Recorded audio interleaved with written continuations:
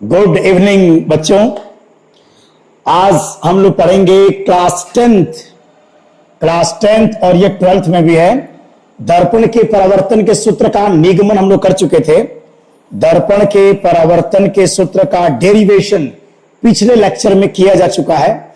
आज हम लोग पढ़ेंगे रेखी आवर्धन, लीनियर मैग्निफिकेशन, ये क्या होता है और इसकी सहायता से हम दर्पण द्वारा बनने वाले प्रतिबिंब की प्रकृति, नेचर ऑफ इमेज आराम से हम लोग बता सकते हैं। फिर हम पढ़ेंगे कुछ आंकिक प्रश्न, साइन कन्वेक्शन रूल, दर्पण के न्यूमेरिकल लगाते समय क्या क्या सावधानियां बरतनी पड़ती है, ये हम लोग देखेंगे। दर्पण का उपयोग और प्रकाश का अपवर्तन स्टार्ट करेंगे। प्रकाश का अपवर्तन, refraction of light, this is the most important topic of ray optics. Ray optics का एक सबसे दमदार लेक्चर शुरू होगा, प्रकाश का अपवर्तन। इसके पहले थोड़े से कुछ पॉइंट्स है जो हम लोग कवर कर लेंगे। जैसे आज हम पढ़ेंगे थोड़ा सा रेखीय आवर्धन। रेखीय आवर्धन का मतलब क्या होता है, इस पर हम लोग चर्चा करेंगे। आप सभी बच्चों का study time with Rajesh sir YouTube channel पर आप सबका स्वागत है। चलिए बच्चों, लेट्स स्टार्ट। रेखीय आवर्धन, एम क्या होता है? Linear magnification. रेखीय आवर्धन क्या होता है? रेखीय आवर्धन का सिंबल स्मॉल एम होता है। और रेखीय आवर्धन होता क्या है? तो रेखीय आवर्धन का मीनिंग होता है आई बाई ओ। आई बाई ओ मतलब हाइट ऑफ इमेज या लेंथ ऑफ इमेज, प्रतिबिंब की लंबाई और वस्तु की लंबाई का जो अनुपात होता है उसको हम कहते हैं रेखीय आवर्धन। प्रतिबिंब की लंबाई बेटा वस्तु की लंबाई का जो अनुपात है। ओके, प्रतिबिंब की जो लंबाई है बेटा वस्तु की लंबाई का जो अनुपात है वह रेखीय आवर्धन कहलाता है। रेखीय आवर्धन से क्या क्या जानकारी हमको प्राप्त होगी, ये हम लोग चर्चा करेंगे आज रेखीय आवर्धन के बारे में। देखिए, सबसे पहली बात यह है कि अगर रेखीय आवर्धन पॉजिटिव में है, अगर रेखीय आवर्धन का चिन्ह धनात्मक आ रहा है, इसका मतलब होता है कि जो प्रतिबिंब बना है यह सीधा एवं आभासी है। एक सबसे इंटरेस्टिंग लाइन, अगर किसी न्यूमेरिकल को सॉल्व कर रहे हो, न्यूमेरिकल के अंतर्गत रेखीय आवर्धन का धनात्मक मान यह बताता है कि जो हमारा इमेज है वह अपराइट है और वर्चुअल है, मतलब प्रतिबिंब सीधा और आभासी है।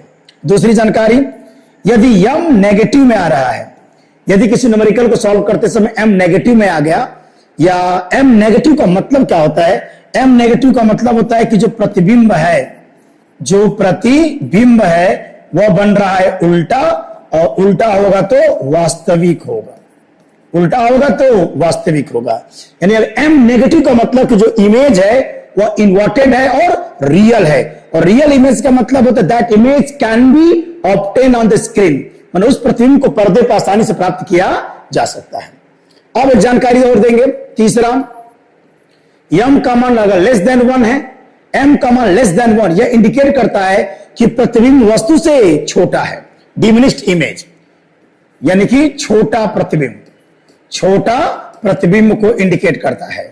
अगर m ग्रेटर देन 1, इसका मतलब कि मैग्निफाइड इमेज, बड़ा प्रतिबिंब क्या बन रहा है? बड़ा प्रतिबिंब। और अगर m का मान 1 है, इसका मतलब है बराबर प्रतिबिंब। क्या होगा? बराबर प्रतिबिंब को इंडिकेट कर रहा है। तो m लेस देन 1 का मतलब होता है कि प्रतिबिंब की लंबाई वस्तु से छोटी है। अगर m का मान ग्रेटर देन 1 है, माने बड़ा प्रतिबिंब बनेगा। और m का मान अगर 1 के बराबर आता है, इसका मतलब प्रतिबिंब की लेंथ और वस्तु की लंबाई आपस में बराबर है। तो चलो बच्चों, आप कमेंट्स कर सकते हो कि समतल दर्पण के लिए रेखीय आवर्धन का मान क्या होगा। आप प्लीज वीडियो को रोक करके थोड़ा सा इसका आंसर दीजिएगा कि समतल दर्पण के लिए रेखीय आवर्धन का मान क्या होना चाहिए। ओके, तो चलिए समतल दर्पण बता दें। समतल दर्पण प्लेन मिरर के लिए यम का मान होता है बेटा +1। यम का मान क्या होता है? +1। यम का मान 1 का मतलब होता है कि समतल दर्पण हमेशा आभासी प्रतिबिंब बनाता है, और प्लस का मतलब होता है कि समतल दर्पण जो प्रतिबिंब बनाता है वह सीधा और आभासी होता है, लेकिन उसमें पार्श्व परिवर्तन पाया जाता है, लैटरल इन्वर्सन होता है। ये समतल दर्पण एक पूरा चैप्टर होगा, उसको देख लीजिएगा आराम से, उस वीडियो को बनाया गया है। ओके, अब चलिए इसका थोड़ा डेरिवेशन देख लें। एक डेरिवेशन हम लोग कर लेते हैं, रेखीय आवर्धन का डेरिवेशन, फिर आगे हम लोग बढ़ते हैं। मान लीजिए कि हम लोग के सामने एक अवतल दर्पण है, यह एक अवतल दर्पण है, यह इसका पोल ध्रुव है, और ये हो गया वक्रता केंद्र। ओके, ये सब जानते होंगे क्या होता है, फोकस बिंदु इत्यादि इत्यादि। चलिए एक बहुत अच्छा चीज पढ़ते हैं। मान लीजिए एक वस्तु है बेटा, ये एक वस्तु है ए बी क्या है? वस्तु है, और एक प्रकाश की किरण एकदम जा करके पोल पर जाकर टकराती है, पोल पर जाकर के टकराती है। ये कौन सा कोण कहलाएगा? आपतन कोण। आपतन कोण मान लेते हैं कितना है? थीटा है। आपतन कोण कितना मान लिया? थीटा। तो परावर्तन कोण भी होगा इसी पर, इतने ही पर हमारा परावर्तन कोण भी होगा, तो परावर्तन कोण भी क्या होगा बेटा? थीटा हो जाएगा। और एक प्रकाश की किरण को सी से गुजारिए, और जो प्रकाश की किरण वक्रता केंद्र से होकर जाती है, टकराने के बाद उसी पथ पर वापस लौट जाती है। इमेज फॉर्मेशन में ये सब बातें बताई गई होंगी, और इसका इमेज बनेगा, मान लीजिए इसका इमेज बन रहा है बेटा, वो हो गया ए डैश, और क्या बन रहा है? B dash. ये हम लोग का इमेज हो गया। यहां फोकस बिंदु कोई काम नहीं है, हटा देते इसको। ओके, ये हम लोग का हो गया। चलिए अब इसमें देख लेते कौन क्या बेटा, बताइए जल्दी फाक से। इसमें अगर मैं कहूं P से लेकर के B तक, ये होगा माइनस के U। वस्तु और दर्पण की बीच की दूरी, क्योंकि ए बी वस्तु है बेटा, ए बी क्या है? वस्तु है, और ए डैश बी डैश क्या है? प्रतिबिंब है। ए डैश बी डैश क्या है? प्रतिबिंब है। यानी इसमें, और P से लेकर जो B डैश होगा वो माइनस के भी होगा। इसमें ए बी जो है बेटा वो वस्तु है, और जो ए डैश बी डैश है वह प्रतिबिंब है ना, मतलब ए बी वस्तु की लंबाई, वस्तु की लंबाई, और ए डैश बी डैश प्रतिबिंब की क्या है बेटा? लंबाई है, प्रतिबिंब की लंबाई है। चलिए डेरिवेशन स्टार्ट करते हैं। बहुत खूबसूरत सा डेरिवेशन रेखीय आवर्धन का दर्पण के लिए। एक चित्र देखिए बेटा, एक चित्र देख लीजिए आप लोग। यहां पर एक चित्र बना हुआ है, अगर मैं इसको दिखाऊं, ए बी और सी, सॉरी ए बी और पी को देखो। देखो बेटा ये वाला चित्र देखो, ये वाला, इस त्रिभुज को देखिए बेटा, ये त्रिभुज को मैं ले रहा हूं। त्रिभुज कौन से ले रहा हूं? ए बी और पी को, ए बी और पी को मैं ले रहा हूं। ये कितना है? पी से लेके डी तक कितना बेटा? माइनस के यू है, और ये कोण कितना है? थीटा है। ओके, एक और देख रहे होंगे त्रिभुज, एक और त्रिभुज इधर बना हुआ है, एक और त्रिभुज इधर बना हुआ है। बहुत अच्छा कंसेप्ट है ये, बहुत अच्छा कंसेप्ट है। देखिए एक त्रिभुज मैं ले रहा हूं, नाम इसका है बेटा ए है, बी है और पी है। चित्र में देख रहे होंगे ये वाला कोण थीटा है, और एक ऐसा त्रिभुज बना होगा, देखिएगा, ये है आपका ए डैश, ये है बी डैश, और ये आपका पी है, और ये वाला कोण क्या है? थीटा है। दोनों त्रिभुज देख रहे होंगे, देखो कौन त्रिभुज? त्रिभुज ए बी पी, और एक त्रिभुज लिया हूं मैं ए डैश बी डैश और पी को, यहां पतन को और ये परावर्तन को, दोनों थीटा थीटा होंगे। अब चलिए अगर समरूपता जानते होंगे तो पता है कि ये कोण 90 और ये भी कोण क्या हो गया? 90, यानी कोण के बी बराबर कोण के बी डैश, और इसमें कोण के पी बराबर कोण के पी, दोनों कितना बेटा? थीटा अंश के हैं। अतः त्रिभुज समरूप हो गया। अतः त्रिभुज ए बी पी समरूप होगा त्रिभुज ए डैश बी डैश और पी के। और इतना ज्ञान होगा आप लोगों को जरूर पढ़े होंगे 9th में, कि अगर दो त्रिभुज समरूप होते हैं तो उनकी संगत जो भुजाएं होती हैं वो क्या होती हैं, अनुपातिक हो जाएंगी। दो त्रिभुज समरूप होते हैं तो उनकी संगत भुजाएं अनुपातिक हो जाती हैं। इसके बारे में आप लोगों को ज्ञान होगा। दो त्रिभुज यदि समरूप होंगे तो उनका त्रिभुज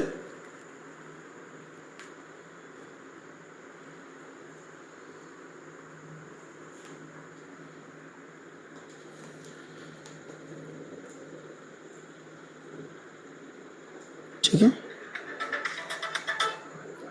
हेलो, बाद में बात होगी, रखिए। अरे बाद में बात होगी।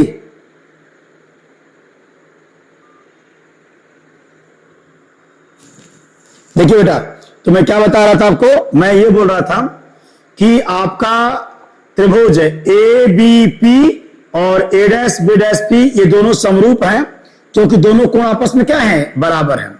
और हम जानते हैं किसी भी दो त्रिभुजों में अगर दो कोण बराबर होते हैं तो त्रिभुज क्या हो जाएगा, समरूप हो जाएगा। अगर दो त्रिभुज समरूप होते हैं तो संगत भुजाएं अनुपातिक होती हैं, संगत भुजाओं का अनुपात बराबर होगा। यानी कि इसमें लेंगे अगर ए बी, इसका लंब ए बी, तो इसका क्या हो जाएगा, ए डैश बी डैश। इसका आधार लेंगे अगर पी बी, तो इसका आधार हो जाएगा पी से लेकर के बी डैश। दो समरूप त्रिभुजों की भुजाएं अनुपातिक होती हैं। अगर ऐसे नहीं जानते हो तो त्रिकोणमिति से आ जाएगा, tan थीटा ले लो। इसमें tan थीटा लंबटे क्या होगा, आधार। इसमें भी tan थीटा लंबटे क्या होगा, आधार। वहां से भी आ जाएगा। अगर समरूपता आप नहीं समझ पा रहे हो तो त्रिकोणमिति के सहायता से भी क्वेश्चन को लगा सकते हो, है ना। इसमें लेना tan थीटा लंबटे क्या होगा, आधार। इसमें tan थीटा लंबटे आधार, क्योंकि दोनों tan थीटा बराबर कर देना, तो वहां से भी आंसर आपका आ जाएगा। अगर दो त्रिभुज समरूप होते हैं तो भुजाएं क्या होती हैं, अनुपातिक होती हैं। तो चलिए समरूप है तो इसका लंब, पहले त्रिभुज का मैं लंब ले रहा हूं। पहले त्रिभुज का लंब अगर लेंगे तो मुझे दूसरे त्रिभुज का भी लंब लेना पड़ेगा। तो पहले त्रिभुज का अगर मैं लंब लेता हूं बेटा ए बी, तो दूसरे त्रिभुज का लंब हो जाएगा ए डैश बी डैश। पहले त्रिभुज का आधार लीजिए, पहले त्रिभुज का आधार पी से लेकर के बी तक, दूसरे त्रिभुज का आधार लीजिए पी से लेकर कहां तक, बी डैश तक। अब ए बी क्या है बेटा, ए बी वस्तु की लंबाई। थोड़ा सा इसको पलट दीजिए, अगर पलट देंगे तो क्या हो जाएगा, ए डैश बी डैश, और ये हो जाएगा ए बी, और ये हो जाएगा पी से लेकर के बी डैश तक, और ये हो जाएगा पी बी। चिन्ह परिपाटी नियम याद है ना, चिन्ह परिपाटी नियम पढ़ा चुका हूं कि दर्पण के बाईं तरफ की जो दूरियां होती हैं वो माइनस में होती है, और दर्पण के दाईं तरफ की दूरियां प्लस में होती है। मुख्य अक्ष के ऊपर प्लस में और मुख्य अक्ष के नीचे माइनस में, इसे पढ़ाया गया था। चलिए चिन्ह परिपाटी लगाओ, ए डैश बी डैश, ए डैश बी डैश, ए डैश बी डैश। देखिए ये है ए डैश बी डैश, मुख्य अक्ष के क्या है, नीचे बन रहा है, तो चिन्ह परिपाटी नियम के अनुसार इसका चिन्ह माइनस में लेंगे। ये हो जाएगा माइनस के आई मतलब आई माने इमेज की height of image. A B वस्तु की लंबाई, ये हो जाएगा प्लस के ओ हो जाएगा। चलिए पी बी, बोलो बेटा, पी से लेकर बी डैश तक, यानी कि दर्पण और प्रतिबिंब के बीच की दूरी को भी कहते हैं। बाईं तरफ है तो माइनस के भी, और उसके बाद पी बी माने दर्पण से लेकर वस्तु के बीच की दूरी बाईं तरफ है, ये भी हो जाएगा माइनस के यू। अगर इसको सॉल्व कर दिया जाए तो ये हो जाएगा माइनस के आई बाई ओ इक्वल्स के भी बाई यू। माइनस उधर लेके चले जाओ, ये हो जाएगा आई बाई ओ बराबर माइनस के भी बाई यू। और परिभाषा के अनुसार आई बाई ओ माने प्रतिबिंब की लंबाई बटे वस्तु की लंबाई को रेखीय आवर्धन कहते हैं। तो प्रतिबिंब की लंबाई बटे वस्तु की लंबाई को रेखीय आवर्धन कहते हैं। तो आई बाई ओ को क्या कहेंगे, एम कहेंगे। आई बाई ओ को क्या बोलेंगे, एम कहेंगे। अगर आई बाई ओ एम हो गया बेटा तो इसका आंसर आ गया। यहां से अगर मैं निकाल दूं, ये वाला कंसेप्ट को मैं ले लेता हूं यहां पर कि आई बाई ओ बराबर माइनस के भी बाई यू, इसको एम कहते हैं। तो एम बराबर माइनस के भी बाई यू। तो दर्पण के लिए, ये बहुत एक इंपॉर्टेंट लेक्चर है, दर्पण के लिए, मिरर के लिए दर्पण का रेखीय आवर्धन निकालने के लिए एक सूत्र का प्रयोग किया जाएगा, m बराबर -k/v/u। This is the most important derivation. यह एक अच्छा डेरिवेशन जिस पर न्यूमेरिकल हम लोग लगाएंगे। ठीक है बेटा, चलिए उतार लीजिए इसको बढ़िया से, अच्छे से इसको देख लीजिए।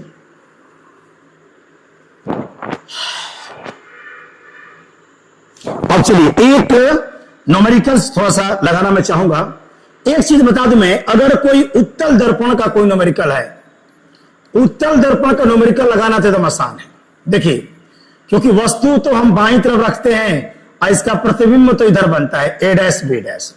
देखिए, उत्तल दर्पण का अगर कोई न्यूमेरिकल है, बता देता हूं, तो इसकी वक्रता त्रिज्या हमेशा पॉजिटिव में होगी, इसकी फोकस दूरी हमेशा पॉजिटिव में होगी, इसका u जो होगा वो तो बाईं तरफ रखेंगे तो ये हो जाएगा माइनस में, और इसका v जो होगा वो हमेशा क्या बनेगा, प्लस बनता है। एक और बता दें कि उत्तल दर्पण के लिए हम जानते हैं कि प्रतिबिंब हमेशा सीधा आभासी, माने उत्तल दर्पण के लिए जो यम होता है बेटा वो हमेशा लेस देन 1 होगा, और जो यम होगा वो हमेशा क्या होगा, पॉजिटिव होगा। इतनी जानकारियां रखिएगा, क्योंकि उत्तल दर्पण के लिए वक्रता त्रिज्या हमेशा प्लस में, फोकस दूरी भी प्लस में, u का मान माइनस में होगा क्योंकि वस्तु दर्पण के बाईं तरफ रखेंगे, u नेगेटिव में, क्योंकि प्रतिबिंब दर्पण के दाईं तरफ बनता है तो v हमेशा प्लस में, छोटा बनता है तो रेखीय आवर्धन हमेशा 1 से छोटा होगा, और रेखीय आवर्धन हमेशा क्या होगा, पॉजिटिव होगा। तो उत्तल दर्पण का न्यूमेरिकल लगाना तो आसान है, क्योंकि इसका चिन्ह परिपाटी वेल डिफाइन है। आते हैं अवतल के लिए। अगर अवतल दर्पण की बात करें, अवतल दर्पण की बात करें तो हम जानते हैं कि अवतल दर्पण क्षेत्र का इमेज बनाता है। ये पढ़ा चुका हूं आप लोग को कि अगर मान लीजिए कि ये आपका पोल है और ये आपका C है वक्रता केंद्र, और ये आपका फोकस बिंदु है। आपको याद होगा जब वस्तु पोजीशन 1, पोजीशन आपका 2, पोजीशन क्या हो गया 3, पोजीशन क्या हो गया 4, और ये मान अनंत बेटा ये हो गया पोजीशन 5, अनंत पर पोजीशन 6 ना। एक बता दे आपको, अवतल दर्पण क्षेत्र का इमेज बनाता है। इसमें केवल एक दशा, ये वाली दशा यहां केवल सीधा बनाता है ना, और बाकी सब जगह क्या बनाता है, उल्टा बनाता है। अच्छा, अगर उल्टा होगा तो वास्तविक होगा, उल्टा होगा तो वास्तविक होगा, यानी m हमेशा क्या होगा बेटा, नेगेटिव होगा। और एक कंडीशन क्या, सीधा होगा तो आभासी होगा, और सीधा आभासी होगा तो यम का जो मान होगा वो बेटा पॉजिटिव हो जाएगा। एक और खास बता दें कि जो अवतल दर्पण होता है वो हर तरह का इमेज बनाता है, छोटा भी बनाता है, बड़ा भी बनाता है, बराबर भी बनाता है। तो अवतल दर्पण के लिए रेखीय आवर्धन का मान 1 से छोटा भी हो सकता है, रेखीय आवर्धन का मान 1 के बराबर भी हो सकता है, और रेखीय आवर्धन का मान 1 से बड़ा भी हो सकता है। कुछ भी पॉसिबल है, सब कुछ पॉसिबल है। रेखीय आवर्धन हम जानते हैं कि अवतल दर्पण हर तरह का इमेज बनाता है ना, छोटा भी बनाता है, बराबर बनाता है, बड़ा बनाता है, उल्टा बनाता है, सीधा बनाता है। सारे कैरेक्टर आपके अवतल दर्पण में निहित है। तो अवतल दर्पण के रेखीय आवर्धन का मान नेगेटिव भी हो सकता है, पॉजिटिव भी हो सकता है, 1 से छोटा भी हो सकता है, 1 के बराबर भी हो सकता है, 1 से बड़ा भी हो सकता है। This is the most important lectures. अब इसमें न्यूमेरिकल्स कैसे लगाएंगे ध्यान रखिएगा। चिन्ह परिपाटी, न्यूमेरिकल में केवल चिन्ह परिपाटी नियम को दिमाग में रखना है। चिन्ह परिपाटी को दिमाग में रखिए, एकदम सही आपका आंसर आएगा। चलिए एक क्वेश्चन लगाते हैं। मान लीजिए आपका सामने का है कि एक उत्तल दर्पण है ना, उत्तल दर्पण है, वस्तु हमेशा दर्पण के बाएं तरफ रखते हैं। तो मान लो कि उत्तल दर्पण है और इसकी वक्रता त्रिज्या दे दे 30 सेंटीमीटर। चूंकि उत्तल दर्पण की वक्रता त्रिज्या हमेशा प्लस में होती है, तो फोकस दूरी क्या हो जाएगा, वक्रता त्रिज्या की आधी होती है, मैं 30/2 यानी कितना हो गया, प्लस के 15 सेंटीमीटर। अगर वक्रता त्रिज्या दिया है तो दर्पण की फोकस दूरी पता चल जाएगा। कह रहा है कि दर्पण के सामने एक वस्तु रखी गई है AB। AB क्या है बेटा, एक वस्तु है, और मान लेते हैं कि वस्तु है 20 सेंटीमीटर की दूरी पर। उत्तल दर्पण के सामने एक वस्तु को 20 सेंटीमीटर की दूरी पर रखा जा रहा है, और मान लेते हैं वस्तु की जो लंबाई है, वस्तु की लंबाई कितनी है, 5 सेंटीमीटर है। वस्तु की लंबाई कितनी है? 5 सेंटीमीटर है। आपको बताना है इस दर्पण द्वारा प्रतिबिंब कहां बनेगा, कैसा बनेगा, पूरी नेचर्स के बारे में आपको डिफाइन करना है। तो न्यूमेरिकल सुन लीजिए। एक उत्तल दर्पण की वक्रता त्रिज्या 30 सेंटीमीटर है और इस दर्पण के सामने एक 20 सेमी की दूरी पर एक वस्तु को रखा गया है। वस्तु की लंबाई 5 सेंटीमीटर है। प्रतिबिंब कहां बनेगा और कैसा बनेगा, यह हमको आंसर देना है। आराम से लगा सकते हो बेटा। न्यूमेरिकल लगाने का सबसे आसान तरीका, जो चीज दिया है पहले उसको आप लिख लीजिए, क्या डाटा दिया है। देखिए चिन्ह परिपाटी सहित लिखिएगा। देखिए सवाल गलत हो जाएगा, चिन्ह परिपाटी अगर सही नहीं है तो तुम गलत हो जाएगा। चलिए इसमें पहले यू देखेंगे। यू माने वस्तु और दर्पण के बीच की दूरी कितना दिया है? 20 सेंटीमीटर। 20 सेंटीमीटर, क्योंकि बाईं तरफ है तो माइनस में, तो आ गया यू का मान आ गया माइनस के 20 सेंटीमीटर। एफ निकाल चुके हैं फोकस दूरी। फोकस दूरी कितना है इसका? फोकस दूरी है प्लस के 15 सेंटीमीटर। और भी का मान हमको निकालना, भी माने प्रतिबिंब कहां बनेगा ये हमको निकालना है। तो जब यू पता है, एफ पता है, भी का मान निकालना है, तो दर्पण के परावर्तन का सूत्र लगाएंगे। दर्पण के परावर्तन का सूत्र सबको पता है बेटा? दर्पण के परावर्तन का सूत्र आप लोगों को पता है, लगा दीजिए। 1/f बराबर 1/v प्लस 1/u। एकदम चिन्ह परिपाटी से रखिएगा। इसमें f का मान पता है 15 सेंटीमीटर, यहां रख देंगे 1/15। 1/v हमको चाहिए, u का मान -20, तो माइनस के 1/20। इधर लो बेटा, तो 1/15 और ये हो जाएगा 1/20 बराबर 1/v हो जाएगा। तो 1/v बराबर एलसीएम लीजिए, इसके एलसीएम हो जाएगा 60। 15 चौके 60 और 20 तिहाई 60, यानी कि 7 क्या हो जाएगा? 60 हो जाएगा। यानी कि v बराबर प्लस के 60/7 सेंटीमीटर। ये इसका आंसर रहा। कितना आ जाएगा? प्लस। अच्छा, v का मान प्लस आने का मतलब है कि प्रतिबिंब दर्पण के पीछे बनेगा, मान दर्पण के दाईं तरफ बनेगा। कितना दूरी पर? तो 60/7 भाग कर दीजिए। अगर 60 में 7 से भाग करोगे तो कितना आ जाएगा? 8 सते 56, 8। अगर भाग करके देख लो बेटा, यहां पर 60 में आप भाग कर दो कितने से? 7 से, तो 8 सते कितना हो जाएगा? 56 हो जाएगा। 4 बचेगा 0.0, कितना हो जाएगा? 7×5 = 35 हो जाएगा, 5 50 और ये हो जाएगा 7, यानी कि 8.6 के आसपास। तो इसका आंसर आ जाएगा बेटा 8.6 सेंटीमीटर की दूरी पर। तो इसका मतलब u का मान आ गया, u नहीं, भी का मान आ गया 8.6 सेंटीमीटर की दूरी पर आपका प्रतिबिंब बनेगा। Are you getting the point? 8.6 centimetre की दूरी पर प्रतिबिंब बनेगा। प्लस में आने का मतलब कि दर्पण के दाईं तरफ बनेगा, दर्पण के दाईं तरफ बनेगा। अब पता करें कैसा बनेगा प्रतिबिंब, कैसा बनेगा ये तो पता चल गया। प्रतिबिंब कहां बनेगा? प्रतिबिंब बनेगा दर्पण के दाईं तरफ, दर्पण के पीछे 8.6 सेंटीमीटर की दूरी पर बनेगा। कहां बनेगा पता चले, कैसा बनेगा, नेचर क्या होगा वो निकाल देते हैं। तो अगर नेचर में निकाल दो तो उसके लिए पहले m निकालो बेटा, और m बराबर होता है -v/u, तो हो जाएगा m बराबर -v। v का मान कितना आया था? v का मान आया था 60/7, ठीक है ना बेटा। और u कितना है? u का मान होता है, u का मान है आपका -20, माइनस क्या हो जाएगा? प्लस, हो जाएगा प्लस 60 और ये हो जाएगा 20 और ये हो जाएगा 7, 20 × 60, 3 क्या हो गया? 7, माने m का मान आ गया प्लस 3/7। देखिए m का मान पॉजिटिव, देखिए पहली बात की m क्या रहा है? m इसमें पॉजिटिव आ रहा है और m इसमें लेस देन क्या आ रहा है? 1 आ रहा है। इसका मतलब कि जो प्रतिबिंब बनेगा बेटा, वो जो प्रतिबिंब बनेगा वो सीधा बनेगा, प्रतिबिंब सीधा बनेगा और आभासी बनेगा। सीधा, आभासी और क्या बनेगा? छोटा बनेगा। क्या बनेगा? छोटा बनेगा। तो प्रतिबिंब सीधा, आभासी और छोटा, कितना उसकी लंबाई होगी?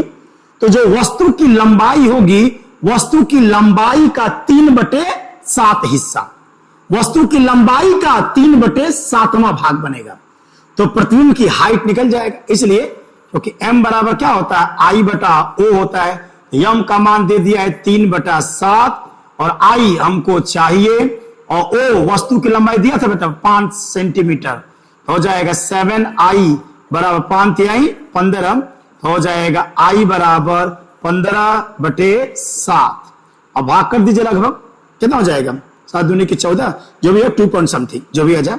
तो प्रतिबिंब की जो लंबाई बनेगी वह आपका 15/7 सेंटीमीटर के आसपास, यानी कि 2.2 के आसपास आपका प्रतिबिंब की हाइट आपका बनेगा। ओके, तो इस तरह से न्यूमेरिकल्स को हम आराम से, दर्पण के न्यूमेरिकल्स को हम लोग लगा सकते हैं। ठीक है, ओके। अब थोड़ा सा उपयोग देख लें, दर्पण के उपयोग।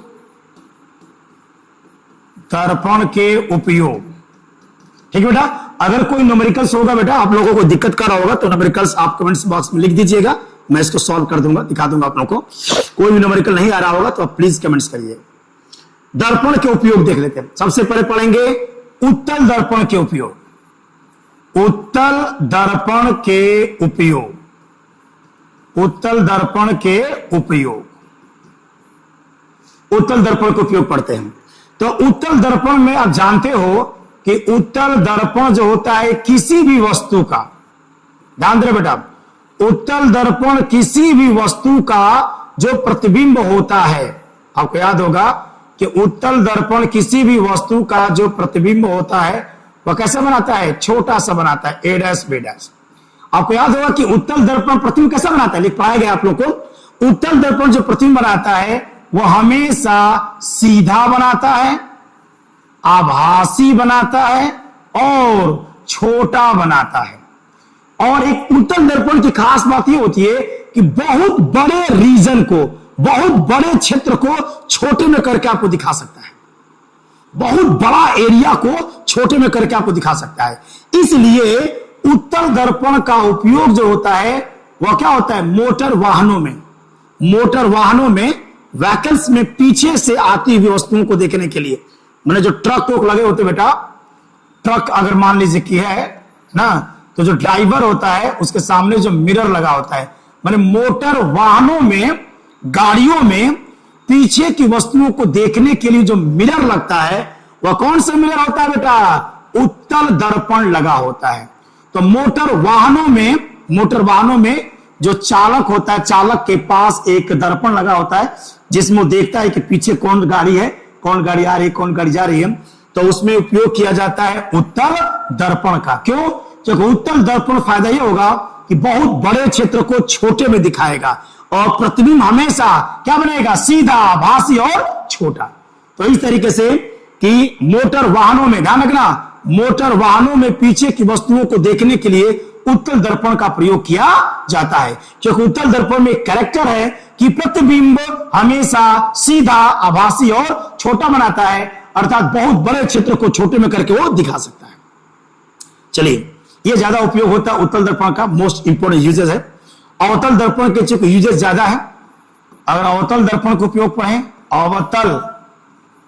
अवतल दर्पण के उपयोग, अवतल दर्पण में क्या क्या उपयोग हो सकता है बेटा। अवतल दर्पण में उपयोग देखिए, अवतल दर्पण की विशेषता यह होती है कि अवतल दर्पण में अगर कोई वस्तु फोकस बिंदु पर है, फोकस बिंदु पर किसी वस्तु को रखोगे तो ये क्या करेगी, ये उन किरणों को क्या करेगा, समांतर भेज देगा। इसलिए इसका उपयोग किया जाएगा कहां पे, टॉर्च में किया जाएगा, सर्च लाइट में, है ना, जो भी आपके वाहन जो होते हैं, हेडलाइट्स, मतलब जो हेडलाइट्स में,